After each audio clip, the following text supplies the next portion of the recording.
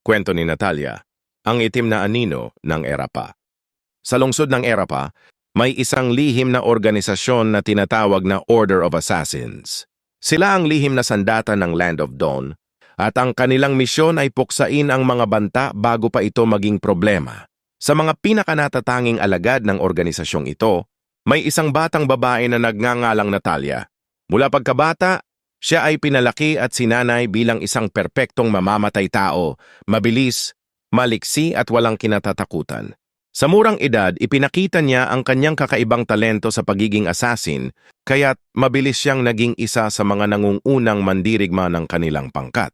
Ngunit isang araw, sa isang misyon upang puksain ang isang makapangyarihang kalaban, nabigo siya sa kanyang tungkulin.